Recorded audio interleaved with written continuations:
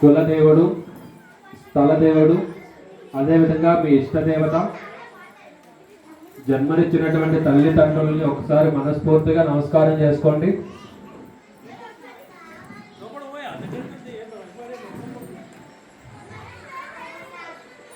తల్లిదండ్రులను స్మరించుకొని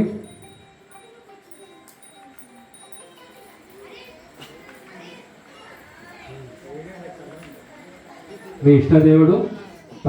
తలదేవత, కులదేవత, గ్రామదేవత, మాతా పిత గురు దైవం అన్నట్టు అదేవిధంగా తల్లిదండ్రులను నమస్కారం చేసుకున్న తర్వాత మీ ఇష్టదేవుడు, మీ ఇంటి దేవుడు ఎవరైతే ఉన్నారో ఇంటి దేవుడు నమస్కారం చేసుకొని మనస్ఫూర్తిగా మీ సంకల్పం ఏదైతే ఉందో సంకల్పం తెలుపుకొని వివాహితులు అందరూ కూడా కూర్చున్నటువంటి వాళ్ళందరూ కూడా వారి వారి యొక్క యజమాని దగ్గర ఆశీర్వాదంగా ఒక్కసారి నమస్కారం చేసుకొని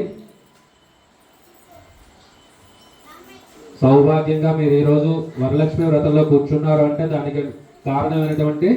యజమాని ఎవరైతే ఉన్నారో భర్త, ఆయనకి నమస్కారం చేసుకొని మీ మనసులో ఉన్నటువంటి సంకల్పాన్ని చెప్పుకొని మీ ఎదురుగా ఉన్నటువంటి అమ్మవారిని ప్రార్థించుకొని ఆ అక్షింతల్ని మీ ముందు ఉన్నటువంటి గణపతి దగ్గర వేసేసి గణపతికి కుంకుమతో బొట్టు పెట్టండి.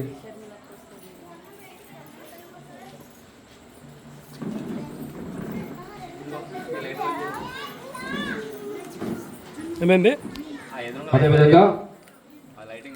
ఆజమ్య ప్రాణాజమ్య ఆజమనం చేసుకోండి. 2 గ్లాసులు ఉంటే కనుక 2 గ్లాసుల్లో 1 గ్లాసులో ఉన్నటువంటి నీటిని ఎడమ చేతి